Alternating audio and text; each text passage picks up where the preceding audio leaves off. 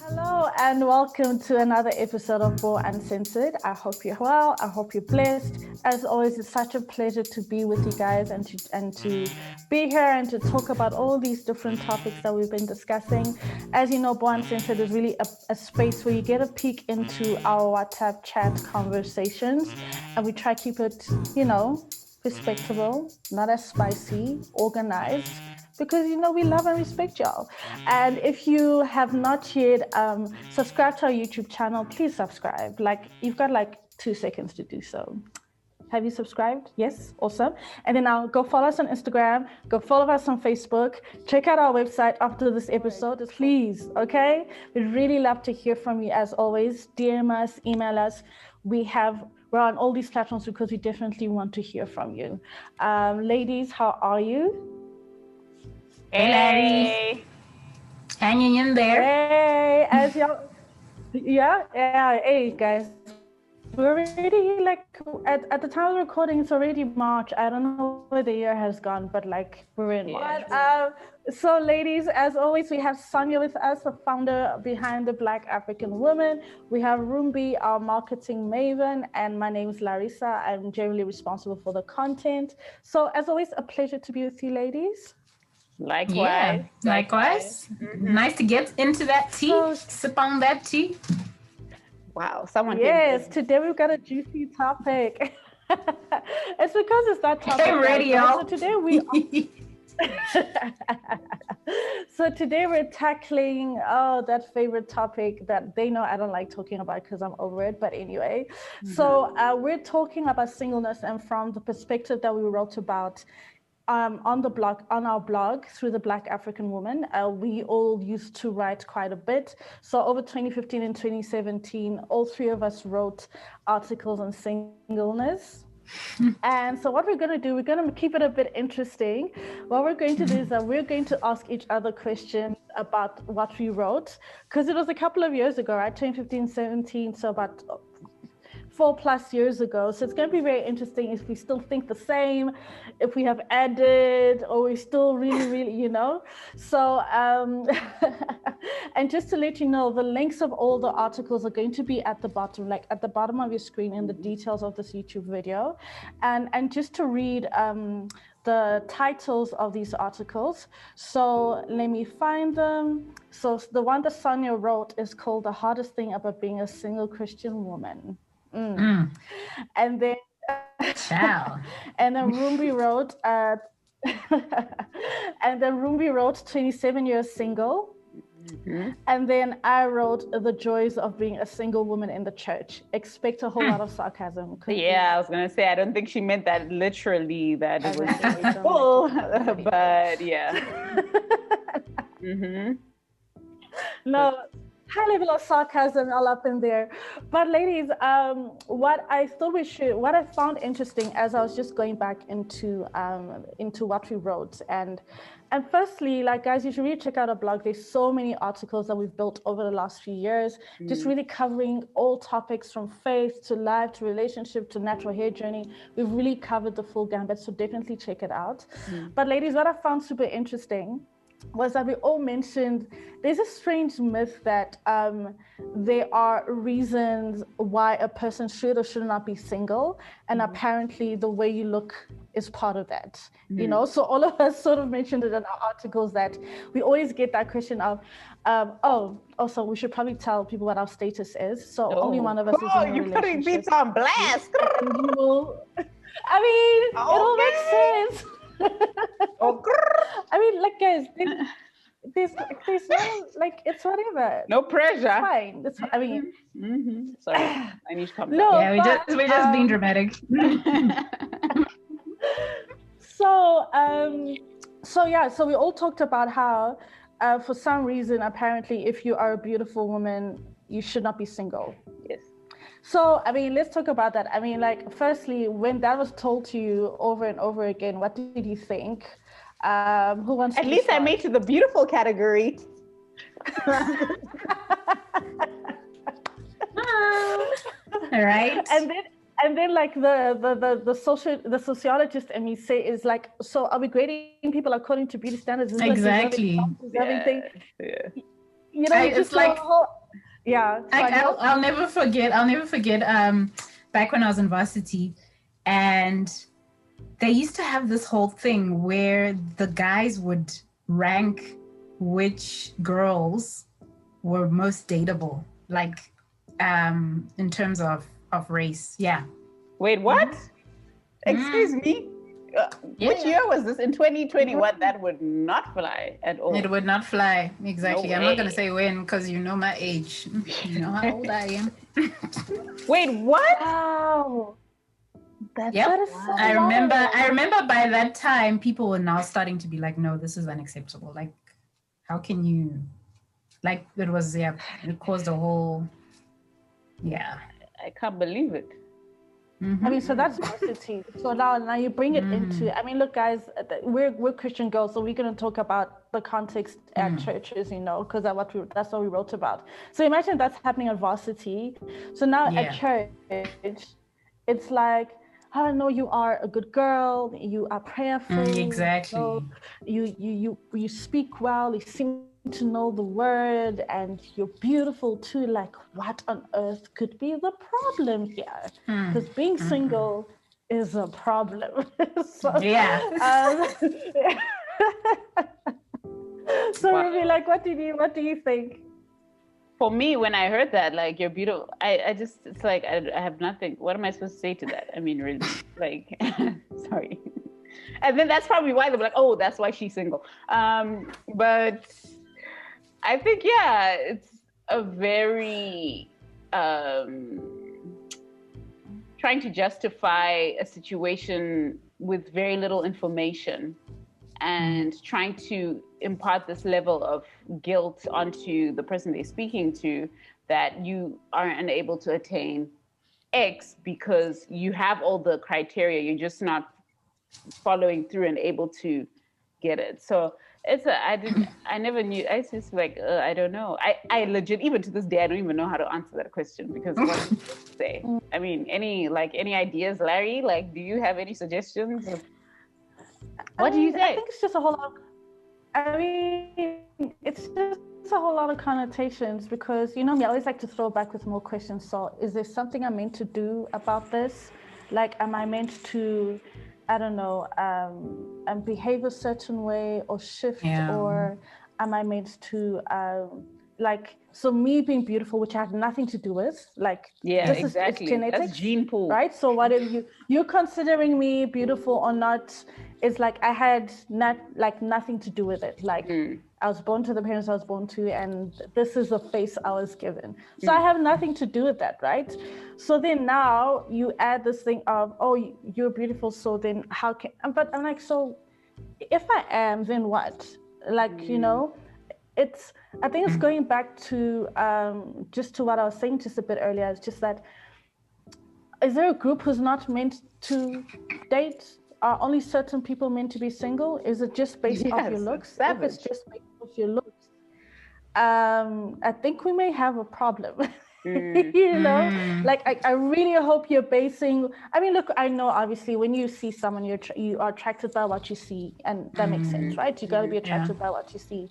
But I'm like, I really hope it's beyond what I look like. If all that you're anyway, if all that what you're basing on is how someone looks, how a woman looks, I think you're just going to be in for a very rude awakening, because I think women are multifaceted. We're way more than what you see in front of you, you know. And I'm sure men would also not want to be treated just because of a certain way, just because of the way they look, you know. So I don't know. Just my initial thoughts. But anything else you guys want to say about that? No, except that you guys have said it all, except that I was starting to get to a point where if someone asked me that, in my heart, especially if they're married, I would want to ask, why did you get married? Like, why are you asking me why are you single? Like, it's the same thing. Like, it's like me saying, why did you get married? Like, seriously. Because it can also be a choice to be single. You don't know. Like the way the question is asked is like, you are doing something that you didn't choose to do. For some people, that's a choice. And at that stage, I really was choosing to stay single intentionally. Yeah. So, why did you get married? And I guess there isn't always, I think it's changing. I hope it's changing now, but I know generally It really best be in my changing. 20s, I mean, there's just really an expectation that everybody wants to do this thing. Everybody wants to be in a relationship. Everybody wants to be married by this time. And it's not really the truth. So when you ask... Because the world has sold relationships as the only thing to want in life. It's really sold that. Like, think of like movie after movie after movie after movie, song after song after song after song, book after book after book after. Like, that is literally what we are. So yeah. I mean, the industry's on this thing. But ladies, I mean, I think we obviously fit right into it because we all wrote on this thing. Let's start. All right. So what we did is each of us were tasked with reading one of each other's articles, and we're going to ask each other questions. So between Rumbi and Sonia, who wants to start? Firstly, tell us whose article you read and what it was. Okay. Did you just say Sonia should start? Okay, go. Go for it. So whose article do you read, Sonia? So I had the honor of reading Rumbi's article, 27 years. Okay, I can start.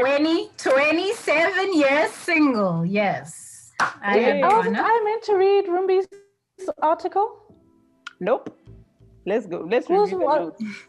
Let's read the notes. Because I was supposed to do yours, Larissa. Yeah, I did Rumbi's. Sonia, you're doing Larissa.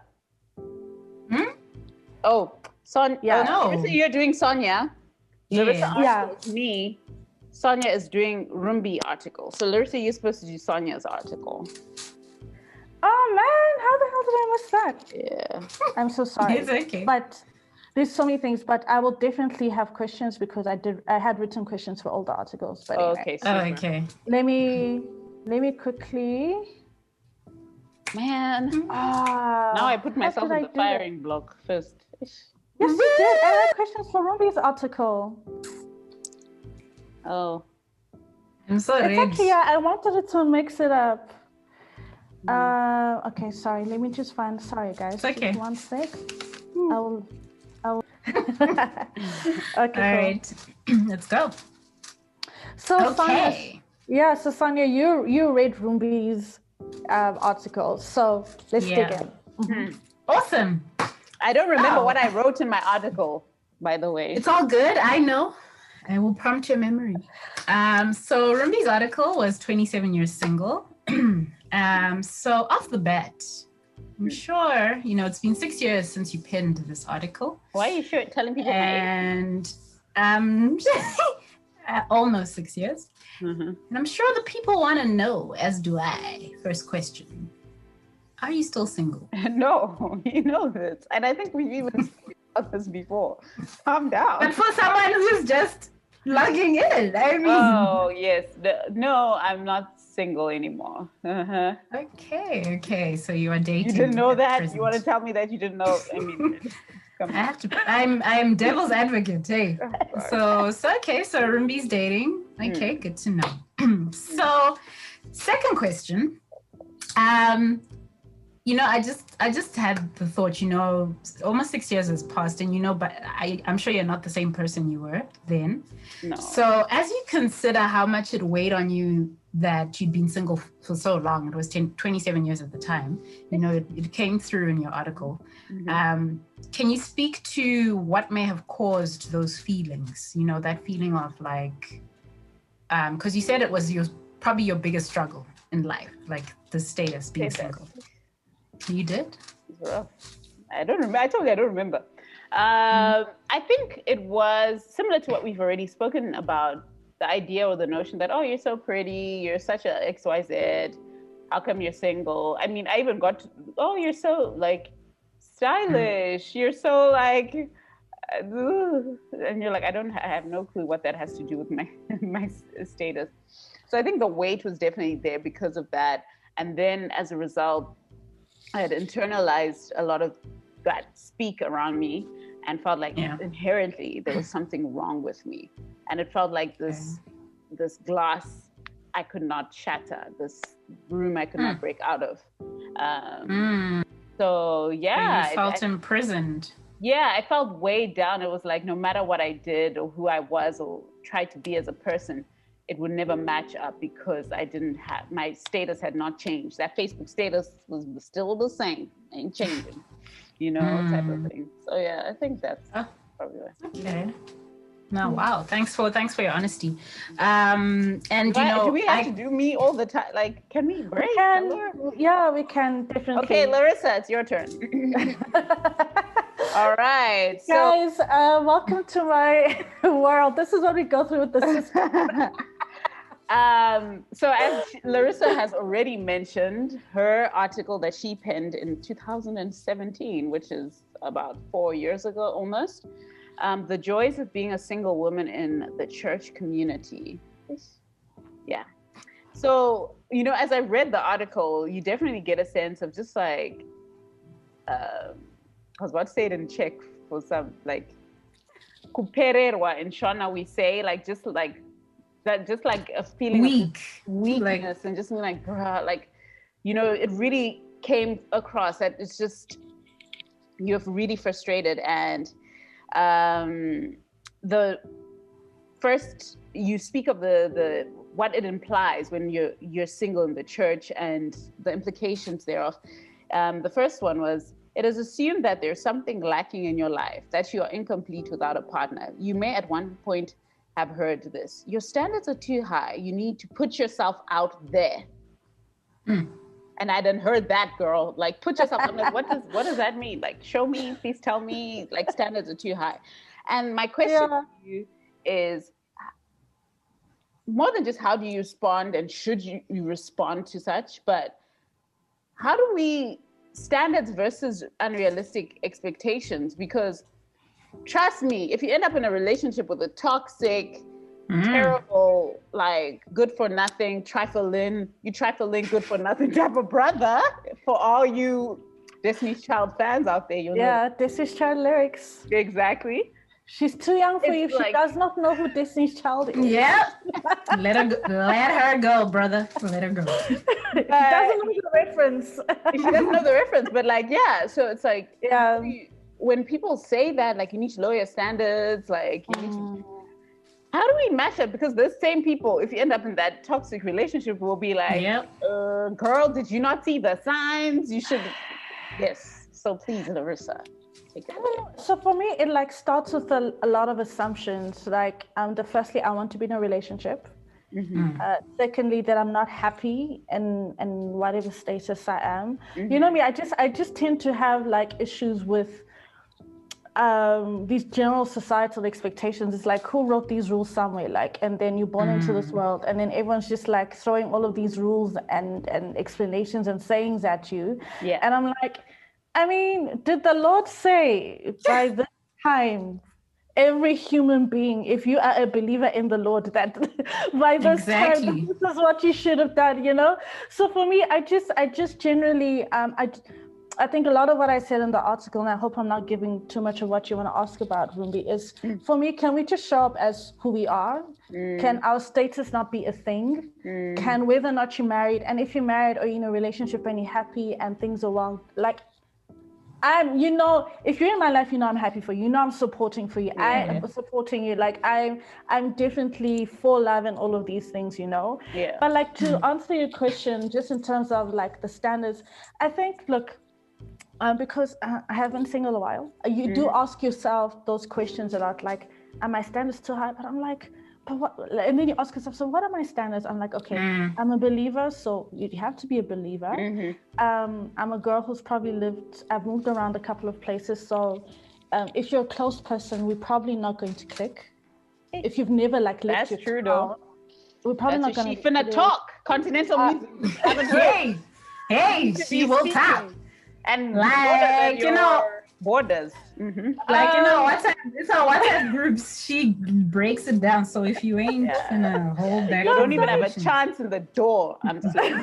No, guys, but also and I think there's also, I don't know, there's also views on what a Christian woman should be, and I don't think I necessarily neatly fit into that archetype. Yes, I'm a church girl, but I also have like a lot of these interests around. So when people are asking you, you're being too picky, I'm like, I don't know if I'm being too picky, or maybe also the guys are looking at me like, and they're like, we are not sure, because this girl, there's many things, you know. And I think I've over time come to accept that. I'm like, it's okay, you're not meant to be for everyone. I'm as you guys know, I'm a punk. Like, I'm not made to get my heart broken a couple of times. To those of you who've been able to like do that and like come out swinging, God bless you, but I can't, right? So so like Stan, I think if people are questioning you, I think do ask yourself, like, are you having unrealistic standards? You know, like, do you want the person you end up with be a certain height, from a specific certain bank balance? He ain't got no money in the bank. You know, does he need to have a certain bank balance? I mean, you know, I don't, and I certainly don't necessarily have those kind of characteristics. I'm very general, but for me, the things I'm more concerned about is, will we be able to talk? Because I talk a lot. Will we be able to, you know, like... And not just talk, like stimulating conversation, not just talking for the sake of talking. Like a Meredith Grey and Derek Shepherd type of mental connection and talking. Yes, anyway. Yeah, I mean, I'm not saying you have to be a doctor, by the way. I'm not saying you have to... No. I'm being able to... Yeah, but yeah, I think just going back to your question, like just in terms of standards, I think... especially if you've been single a while, I think it's only understandable that you may want to check yourself and just be like, is there something maybe I'm not doing right? Am I not putting myself out there? Or are my standards too high? But like, I think in my case, I'm definitely out there. I'm definitely living my life. I don't think I'm necessarily hiding myself in a bushel somewhere like, oh my gosh, don't see me. So I don't think, so I question myself, like, are you doing this? Yes, I am. And challenge yourself sometimes to try something new. I think that I've come to understand that's what people mean when they like put yourself out there. It's like, don't operate in the same space in the same way. But yeah, challenge yourself a little. But it doesn't mean throw the baby out with the bathwater and be like, I'm done with this. I'm starting with everything new. Yeah. And I think Larissa's doing that now a lot more. Challenging yourself. Yeah, about that. Yeah, we'll see. But I think more than anything, I was just questioning the assumption that I'm not putting myself out there, or the assumption that I'm not living fully. There's this assumption that if you're living fully, that someone will not necessarily be attracted to that. But I think, and we can dig into this, ladies, I think that women tend to, be a bit further along the line just in terms of self-discovery. And sometimes you may be a very self-aware 26-year-old, but dudes at 26 are not there with you. So you probably may not meet you may think he's cute, but like, it won't work, you know? Into my question for Sonia's article. So Sonia, you spoke about, so the title of your article, you wrote this in 2017 too. What is happening in 2017, Sonia? You're just writing these articles. But the hardest thing about being a single Christian woman, and you say here, like, the first para for me was a bit striking, you know. It again, I think it reflected sort of where your heart is at about this. You're saying for whatever reason, oh wow, George, okay, it's not for whatever reason, God has seen it fit that I bear the cross of singleness in my life. You went there, like you know, so no, but like, it's literally the first, like, the introduction into the article, you know. How I felt. I think we all actually, it's how we were feeling around that time. I think you definitely get that tone in all of our articles, you know, what we were thinking and talking about. Like, Sonia, like, why did you feel like singleness was a cross to bear? And do you still feel like that? Yeah. So I think, you know, at that point in time, I felt like it was a burden or a cross to bear because, you know, you study for a course, right? Or degree, let's say, and there's modules that you go through and you're given coursework, you attend lectures, you write tests, then you write exams, then you get your degree. I literally felt like I was attending every single lecture. I was sitting in front of the class. I was taking notes. I was acing my tests, no less than 80%. You know, I was engaging in the classroom. You know, sometimes you go there, but you're sitting, but I was also having conversation, asking questions, the lecturer, speaking to the lecturer afterwards. Okay, what did you mean by this and that? So basically, I just felt like I had really done all I could do. I had taken time out to really stop and question why I wanted to be in a relationship. What did marriage mean? Do I, you know, like, why is it something that we should want? What kind of partner would I like? All these things, praying about it, fasting, you know, so it felt like a burden because I had done all that stuff. And at the end of it, I don't get the degree. So it felt like, what am I doing? Why am I here? What's going on? Because all my life you're told this is the degree that you need to get. Without this degree, you will not get a job. You will not survive life. And I had done all I could and I had not passed that degree. So it felt painful. It's so interesting. I mean, and I think we can all comment on this. It's like, where does this thing come from? Like, these are the questions I ask myself always. Like, who told us that as a woman or as a girl, like your prize, you have arrived in life? You know, like how you're saying, Sonia, you have done all of these things. So the natural progression of what this picture looks like is that this thing should happen. Like, where does that come from? It's crazy. And honestly, I wish we could exist as women, truly, like men who are not having this discussion and going over this topic over and over again because they really don't need to, right? Like, that's the dream, you know, that it doesn't have to be a topic of discussion. Those are my 2 cents. Sonia, you can carry on. Yeah, no, definitely. I think it's culture, patriarchy, and unfortunately we fall under it. I don't know how many times as Africans, as Black, as women, and then as churchgoers. I count 4. Girl. Oh, that's why. That's honestly, that's how I see it. Yeah.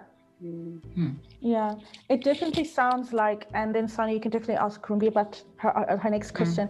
It sounds like we as women, we are navigating so much messaging and it's either, and I think maybe this will be a topic for another day, then I think we judge each other according to how much we've bought into this thing. You know, it's like you have to like scrape through all of this and then still figure out, okay, so I wanted this thing. But then, you know, it's like, it's such a journey. I don't know if I'm making sense, but Sonia, over to you. Your next question for Rumbi.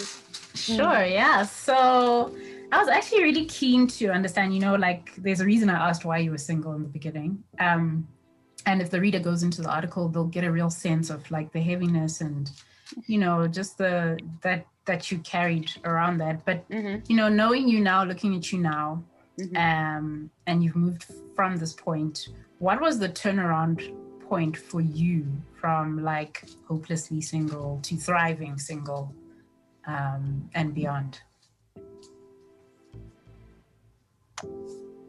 Yeah, I think I wasn't going to wait to live my life until I had found somebody in the picture. Like, that was not, the truth is, I've never felt like I'm less of a person. Like, as I mentioned earlier, the constructs were all external that I happen to now embody. But I've never felt like I'm less of a person because of that. I always felt like I could do stuff just because, not because I wasn't inhibited by being a woman. I wasn't inhibited by being, you know what I mean? So I think it was kind of also going through some sort of not so great experiences with within the dating sphere and being like, okay, well, this is trash and I'm not going to subject myself to this like consistent, a lot of hard work for myself just to really kind of understand what I want and like not be bogged down by titles, but just to live my life. And yeah, just experiencing new things and trying new things, not being afraid to try, even if I was, you know, kind of anxious. And then that in turn led to me living a life more fully. And that in turn led to me, you know, exploring new avenues. And yeah, I don't know if I answered your question, but it's really it's one of those reckonings within yourself, kind of to be like, who are you? Like, girl, you know, you're so much more than this, and there's so much more to life than this. And I'm not going to, this is a big thing that really dawned on me. The guys that I was around, especially within the church circles, kind of made me feel like I had to diminish parts of me in order to be seen as desirable. And I looked at myself and I was like, you have never been that person. And why would you do that? And I felt less of myself, and I was like, I do not recognize you. And I do not think that God put me on this earth to diminish myself just so that I can get this prize that everyone is fighting for. So no, I'm not going to do that. Then I'm just going to continue being myself and living my most authentic self and growing, because we change, right? The most authentic person grows and changes over time. And yeah, and that's for breach. Thank you. You're throwing bars like yo, I can relate. Yeah, so there's a lot. So the last, my question, sorry, for Larissa, she talks about, apart from being discontent, it is also paradoxically assumed that you're this happy-go-lucky person whose life is easy with very few responsibilities or challenges as a single person, because you don't have the responsibility of a husband or a child or that kind of thing. Let's talk about the guilt of being single and burdened. Do you understand? Like this idea that if you are single, you don't have problems, aside from your single, someone would say. Is that even fair? And how do you move away from that shame and guilt that is placed on you? Because, you know, people will be like, oh, wait till you're married. You won't have time for this. Wait till you have children. You won't have time for X, Y, Z. And it's always just like, I don't know how to respond, because my reality feels heavy. My burdens feel real. And I mean, I rejected it. I never allowed myself to feel guilty. I was just like, why are you, again, going back to that initial, why are you consistently just defining me under this umbrella, you know? And for those of you guys who are watching, in our specific church environment, there are all these women's ministries, and we are divided according to our according to our status, either married or not married. But because we're not all getting married at the same time, a younger woman than me, she'll be 5, maybe even 10 years younger than me, because she's married, she moves into this other women's ministry, because within the church, and even in terms of African culture, you're given more seniority when you are married. Right? Fact. Which is very interesting for me, because I was like, okay, I may be single, but I'm a firstborn. So that comes with responsibilities. So I have financial responsibilities. I'm not happy-go-lucky. I mean, depending on what your situation is, you could be paying for your siblings' school fees. You could be taking care of your parents. Like this whole concept that because you're not married, that you don't. Actually, it's fascinating to me. It's like, oh, your word doesn't count in cultural spaces, like you know, just in terms of African cultural spaces, but they still want your money. How does that work? You want us, because, oh, you're working now. Okay, first salary, go home. I mean, I get it. Like, you know, with due respect, you're raised and everything. But this whole concept of you're this happy-go-lucky, it is completely circumstantial. Completely circumstantial. And it's actually really offensive, because I think I mentioned this in the article. I may need some financial guidance because I'm trying to figure out black tax, whether or not your single black tax still exists, you know. I may be dealing with an illness, or I may be paying back my school debt, or and you know. So, and also at times you may even be a bit advantageous. Like if you're married, hopefully if you're both working, that's two salaries coming together. I'm this alone. I'm alone. You're with solely my one responsible salary, for yourself. with so many responsibilities. And I mean, you guys know, majority of my costs until very recently were really not my own, you know? So, and it's not a bad thing, but it's just a reality. So for me, it's a lot of what we say just does not reflect a reality. It simply doesn't reflect the reality. And it doesn't matter your tax bracket, whether you're earning $50 or $10,000. That's true. Your single status has no bearing about the level of responsibility that you have in your life. So, and just to answer your question, Rumbi, it's for me, it was just like, this is not factual. I have responsibilities, you know. And, no facts. All printer. And there are many people who have responsibilities, and you're completely, honestly, ignored by the church community because a lot of the programs are very designed according to that marital status, not according to your life circumstance. You know. To needs, like, you know, like, are you, like, right now we're dealing with COVID. The issue is health. That's an everybody thing. It's not a whether you're married or single thing. You know? Obviously, there are details about how you're going to interact with it if you're responsible for children. But what if I'm responsible for my parent and I'm living with my parent? How do I manage that health-wise? You know? And sorry guys, I could literally go on and on. Like, and our societies are very different now, you know. When we're talking about family ministries, it's not only two-parent homes, it's also single-parent homes. So what does your family ministry look like now? So it's a lot. Let me stop. I just think we need to, and I think it's happening. I think there needs to really be a realization that if you are a church in a certain community, do a study. What are the needs of your community? Do you even need a women's ministry if the majority of your members are women, for example? You know, just a thought.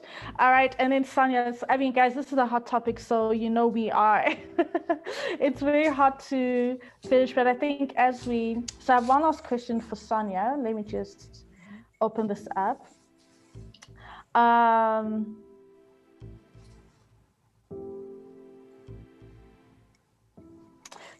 So I mean, you closed off this article. I mean, a lot of what you said in the article, I think, is already sort of encapsulated. And I think we've all sort of gone through this, like in the beginning of our articles, just talking about the struggle we have. Like, the world is telling me this, but this is how I feel. But God, what are you saying? You know? And then you close it off so beautifully, Sonia. You're saying in this article, sorry, let me just pull up. It's saying you're saying here how God had taken you through this process where He's kept you single to shift your mindset around what is the ultimate importance in your life, you know? What does that like? You know, what does that feel like when you like realize? Like, it seems like you realized as you were finishing off this article that God was doing this for a specific reason. Like, He had specific work to do with you. You know, can you share a bit more about that? Yeah, sure. So I think that's always an ongoing process. And I think at that stage, it's like you reach deeper levels of insight, or maybe you're just more open-minded. I don't know. But I certainly did come to a place where I started asking different questions. Instead of saying like, why me, God? It was, okay. This is the reality, like an acceptance. This is my reality. Okay, what is there for me? What are you showing me?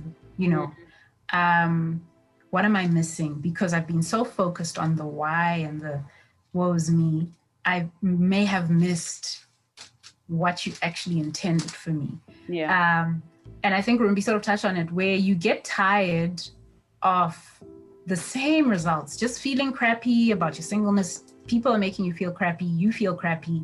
So like at some point you're like, you know what, I need to actually I can't keep doing this. I can't keep hurting myself. And, you know, there's this all-knowing being who sees my situation and my circumstances and is allowing it. Like, seriously. And I think not only that, the final thing for me was realizing that God has given me jurisdiction. He's given me choice over my life. Mm-hmm. And what I was doing was standing back and saying, God, why are you doing this to me? Why is this? And then I realized, no, I had choices. I could have chosen to be with certain people, to change my single status several times. But I chose not to, because each time I was opening up to, is this healthy? Is this what you really want? Will this make you happy? And so I started owning that. I'm saying, oh no, it's because I want something better for myself. And I think that's sort of like the process that I went through. I hope it makes sense. No, it totally makes sense. And I think it's super profound. And look, and to you out there, we're really not saying, those of you who were able to find people young in your life, it's great. It's like really, but I think this is just our specific journey, because there is quite a sizable cohort of Christian women that are single, you know? And I think what we've tried to share here is just the different perspectives, the perspectives of what that journey is, you know, and what you have to go through spiritually, mentally, because, and what's interesting, I think another commonality is that a lot of it is outside messaging. I mean, I think God has put, look, I do believe really God made us for a relationship. He has put a desire in us for that, but also I think in the word, if you're reading, it doesn't say that all of us will end up in you know, it's not for everyone. I mean, we don't we don't all live to an age when we do get married. Like people, like babies die at 2 months or 3 months. So all of these things, you know, I think all of these things that we've held as traditions are not necessarily. And I don't, and unless I'm wrong, and I'm very open to views, I don't think God at all like prescribed to us. You know, a lot of these things we're weighing ourselves under, you know. Exactly. I think you know, and I could go on and on, because I agree. No, it's true. But ladies, any final thoughts or questions you wanted to share about any of our articles? You know, we could definitely speak about this for over an hour. You out there, we definitely want to hear from you. Let us know if you think we are talking nonsense. Y'all are just being, but be whatever. kind. Be kind. Don't just be. I mean, yeah, you know, I mean, you don't have to say we're speaking nonsense, but like, you know, I mean, you know, Rumbi, from this perspective, this is what I really think about this. We really want to hear from you. If you were single for a very long time, what did you say? Or if you're the person who was asking people all the time why they still single, let us know what you think, you know. And but why. Ladies, and why. But ladies, any final thoughts before we close? Sonia, did you put up your hand? Oh, no, scratching. Sorry. Read the articles and let us know. That's really it. Yeah, for sure. My final thought is live your best life. I'm living my best life. You and Jesus make your decisions together. Yes, definitely. That's at the crux of it. Ain't nobody else need to be part of that business. This is true. Yeah. So this is a walk with you and God first. Either way, even in a relationship, it needs to be God first. So you know. But thank you again for joining us. I hope you enjoyed the conversation. As I said in the beginning, subscribe, press that notification link, that bell, follow us on Instagram, check out our website, check out the blogs. We've put all the links down here. Please let us know what you think. We really, really want to hear from you. We're doing this for this new bAw family that we're creating online. And God bless and take care. Bye-bye. Bye, everybody. Bye.